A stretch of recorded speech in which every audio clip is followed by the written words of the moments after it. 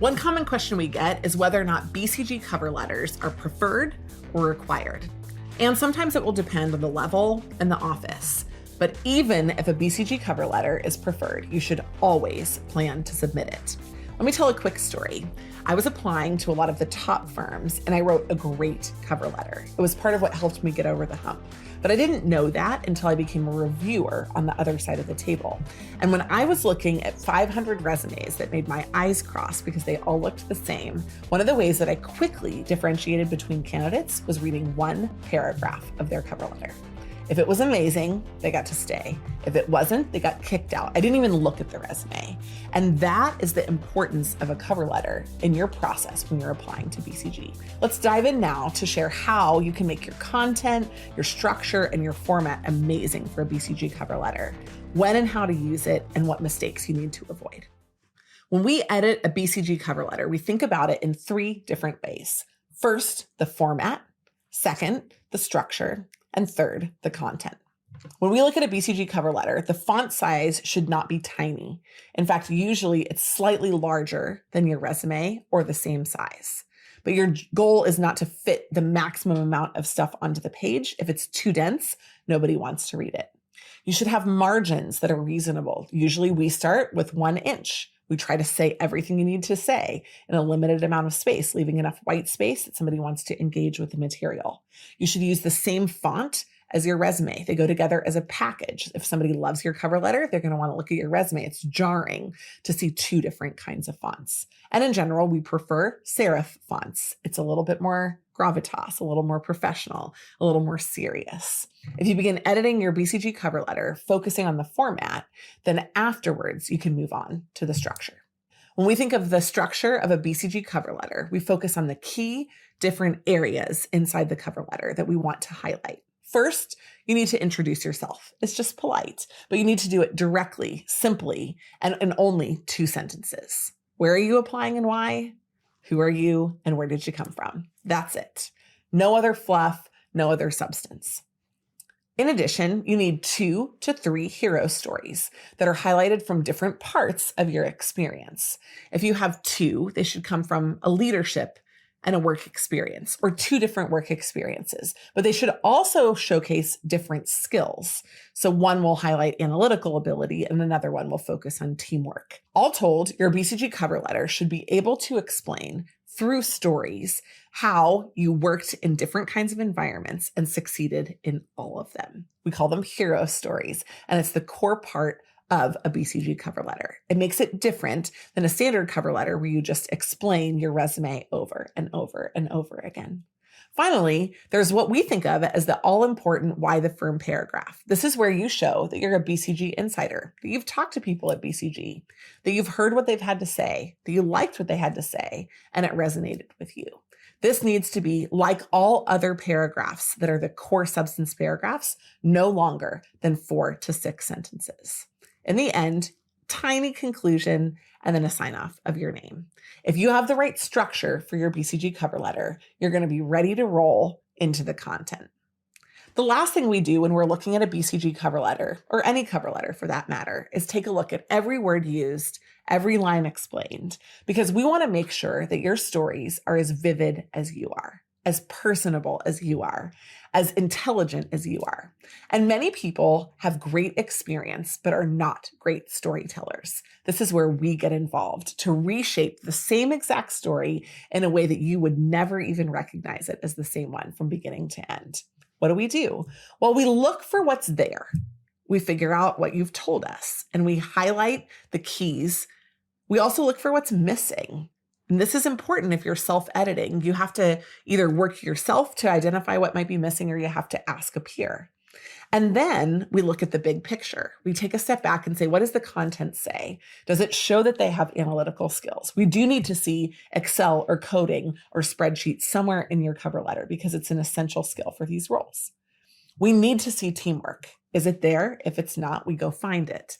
And we build out a cover letter that focuses on your story and your story alone. Your BCG cover letter should show that you have risen to the top in every environment you found yourself in.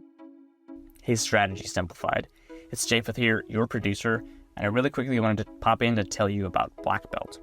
So if you're targeting a consulting role at a firm like McKinsey, Bain, BCG, Deloitte, Oliver Wyman, Accenture, you name it, Black Belt is a structured case prep program that might be exactly what you need to push you over the hump and land that offer. So it is a structured case coaching program where you'll get one-on-one coaching from a former McKinsey, Bain, or BCG consultant. You'll also get a year of free access to our new community for exclusive employer info sessions, training, master classes, community support, and much more. Last but not least, you get unlimited digital materials to support your case prep progress. Oh, and by the way, over 80% of Black Belts who complete the program land a consulting role. That's pretty incredible. So we'd love to see you inside of Black Belt. Join at the link in the show notes. All right, let's get back to the episode. There are a few pro tips that we have when you're thinking about your BCG cover letter. And of course, you can work with us, but you also might want to do it alone. So here's some things to pay attention to. Number one, don't disclose awkward information from your resume. Don't highlight gaps you had in experience. Don't talk about transferring undergrad schools. Don't talk about a 1-year mental health break that you took. It's just not important for the role. Let it come up in later conversation. Don't hide it or disguise it, and never lie. But you definitely don't want to bring up negatives. We've seen people highlight that they have a poor GPA and then go on to explain why, which just sounds like a lot of complaining. Second, quantify your impact. Just like on the resume, on the cover letter, you have to use numbers to tell stories. Explain to me that you worked for 3 weeks on something, that you worked with 11 people, that you galvanized customers for over 48 hours to work through a 17-step process. That's so vivid and clear and interesting to the reader. If you told me that you worked with a team on a process to work customers through user experience, I don't get any of that vivid detail. So the quantification of your impact is the key to great storytelling. Finally, take a look, if you step back from your cover letter, not at what it says, but how it says it. The cover letter is a writing sample for BCG. And fundamentally, if it's not great writing, they're not going to be interested in you. So it can't just tell stories that say something and do it with numbers. It also has to be fluid prose in a way that makes sense and is compelling to the reader. Why is the writing sample so important? Well, while BCG will teach you just about anything except for how to tie your shoes, they won't teach you how to write. And when you don't know how to write, they're assuming that you're automatically disqualified. Finally, we've reviewed a lot of application packages that were on their way to BCG. Over 10,000 people have gone through our process to break into consulting. And what we found are that there are some real red flags when it comes to BCG cover letters. Number one, people who walk in the door, summarize their resume, and think that that's additional or interesting or distinguished. Sorry, it's not. Number two, people who don't name drop. It's the red flag of red flags because it shows that you didn't do your research, that you don't know anybody inside, and you have absolutely no idea what you're getting yourself into. BCG only wants to invite people to the interviews who are likely to succeed. They don't want to spend the first round suffering through interviews with somebody who knows not at all what they're doing. And one of the key indications is, did you have a conversation with somebody in advance? Do you know what offices you're applying to and why? And are you ready for the process? Number three, referencing a different firm. When we're reviewing a cover letter, we obviously look to make sure that not just in the heading, but everywhere throughout the document, somebody has not referenced another firm other than this one. You can do it two ways. You can find and replace, or you can also go through every single cover letter and search for alternate firms that you've applied for to confirm that you didn't miss anything. Next, coming across as negative. Some people feel the need to explain why they don't want to do what they're currently doing in the future, why they got fired, why something was difficult for them. It's not helpful. We want positive experiences where you succeeded to be chosen out of your cover letter.